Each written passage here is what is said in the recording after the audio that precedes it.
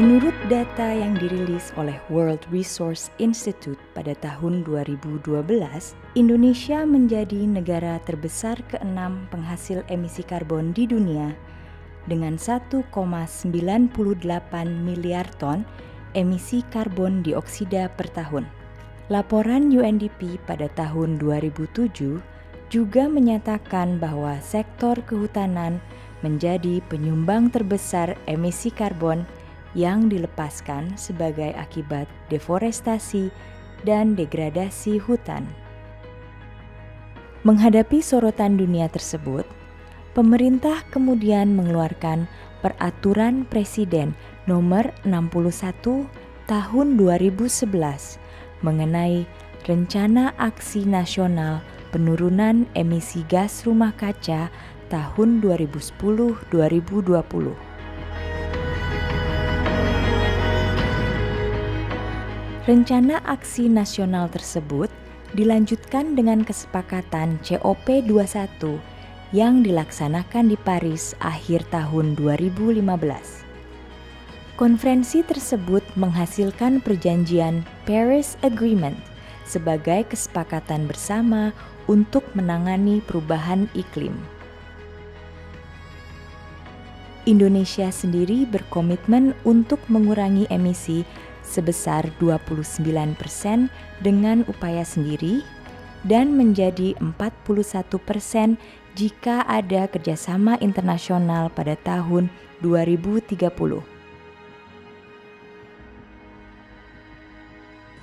Pada rentan tahun 2009 sampai 2013, bisa dikatakan bahwa Indonesia kehilangan hutan seluas 1,13 juta hektar setiap tahunnya. Jadi bisa kita ilustrasikan bahwa setiap menitnya hutan Indonesia hilang sama dengan luas 3 kali lapangan sepak bola per menit. Dengan laju deforestasi yang sangat tinggi tersebut, maka di tahun 2013 hanya tersisa sekitar 83 juta hektar hutan alam yang ada di Indonesia.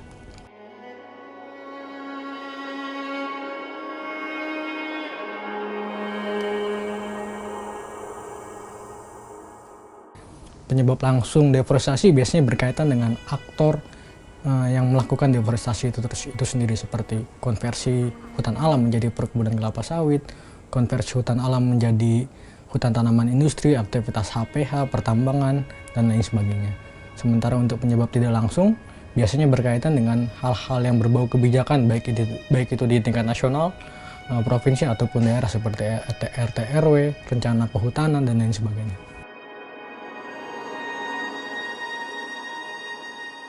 Sumatera Utara, Kalimantan Timur, dan Maluku Utara merupakan 3 provinsi yang memiliki karakteristik berbeda terhadap hutan alamnya, mulai dari bentang geografis, lalu aksesibilitas, dan kondisi tekanannya terhadap deforestasi di ketiga provinsi tersebut. Dari data kami yang kami hasilkan, sampai dengan tahun 2016 ada sekitar 9 juta hektar hutan alam yang masih tersisa di ketiga provinsi tersebut. Luas hutan alam tersebut berkurang sekitar 700.000 hektar dibandingkan di tahun 2013. Nah, jadi kalau kita ilustrasikan, di 3 provinsi tersebut ada sekitar 42 kali luas lapangan sepak bola yang hilang setiap jamnya. Sumatera Utara. Pada tahun 2013 terdapat 1,73 juta hektar hutan alam. Luas hutan alam tersebut berkurang sekitar 90.000 hektar atau menjadi 1,64 juta hektar pada tahun 2016 atau hanya 23% dari luas daratan di provinsi tersebut. Kalimantan Timur. Selama periode tahun 2013 sampai 2016, tutupan hutan di Kalimantan Timur berkurang sekitar 472.000 hektar dari 6,37 juta hektar di tahun 2013 menjadi 5,89 juta hektar di tahun 2016.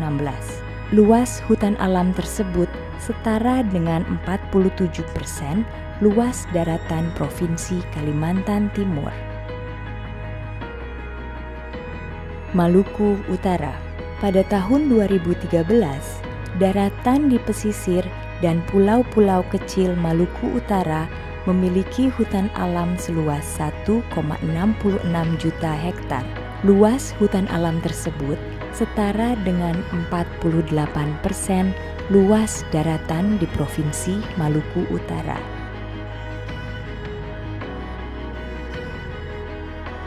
Hutan alam yang berada di dalam konsesi perizinan terus berkurang setiap tahunnya. 72% atau lebih dari 500.000 hektar deforestasi berada di dalam konsesi perizinan. Kehilangan hutan terbesar terjadi di dalam konsesi HPH seluas 83,8 ribu hektar, pertambangan 83,3 ribu hektar, kelapa sawit seluas 76 ribu hektar, dan HTI 37 ribu hektar. Sisanya ada 235 ribu hektar hutan alam yang hilang berada di dalam area tumpang tindih perizinan.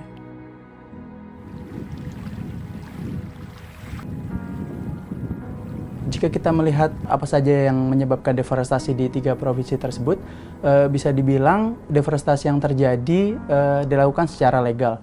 Karena deforestasi dilakukan atas perencanaan dan persetujuan pemerintah.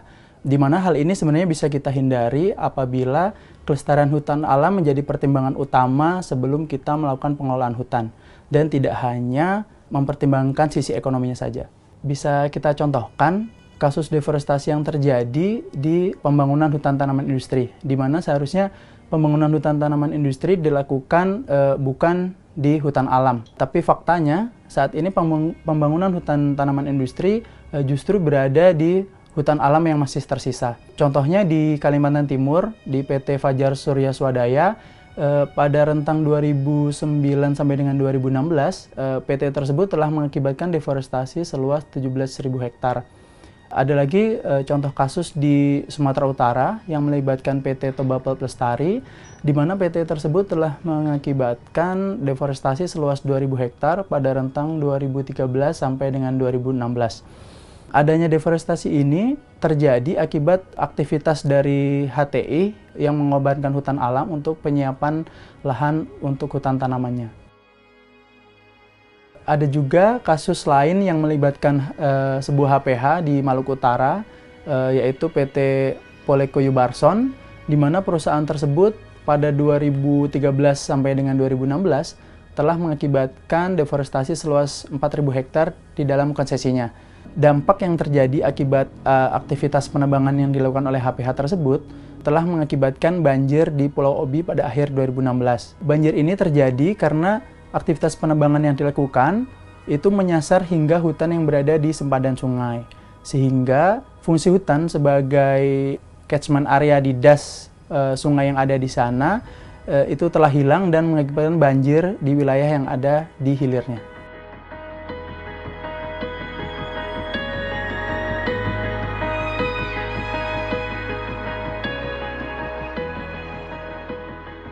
Salah satu contoh penyebab deforestasi langsung itu ekspansi perkebunan kelapa sawit. Contohnya di Sumatera Utara terdapat perkebunan kelapa sawit yang berada di kawasan hutan. Seharusnya menurut izin yang berlaku seharusnya di wilayah tersebut merupakan konsesi HPH atas nama PT Teluk Nauli. Namun fakta di lapangan kita temukan wilayah yang seharusnya merupakan konsesi PT Teluk Nauli telah berubah fungsi menjadi perkebunan kelapa sawit. Dari analisa kami, pada rentang 2013 sampai 2016 di HPH tersebut telah terjadi deforestasi seluas 2.000 hektar.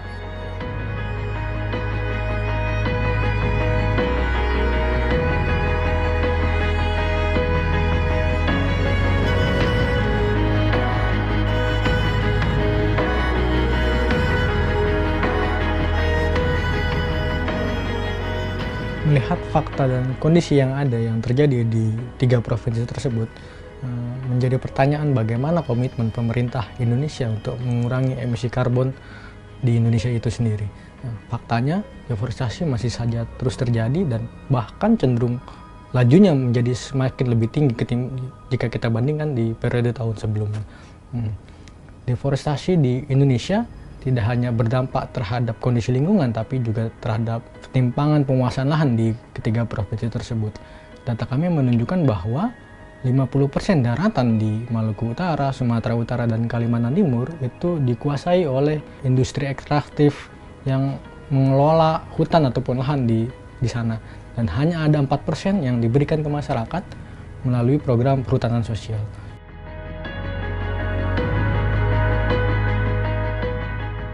Deforestasi yang terjadi di 3 provinsi tersebut, baik itu yang dilakukan secara legal ataupun ilegal, pada faktanya telah berdampak signifikan terhadap kehidupan masyarakat yang ada di sekitar.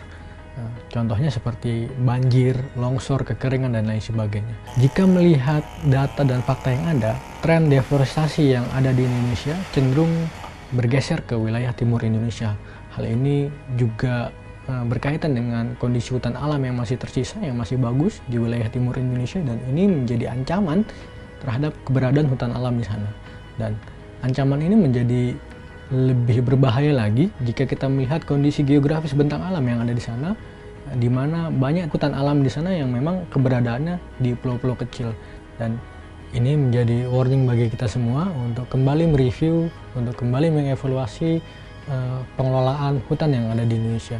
Bagaimana kita mengelola hutan secara lestari, berkelanjutan, dan adil untuk seluruh masyarakat yang ada di Indonesia.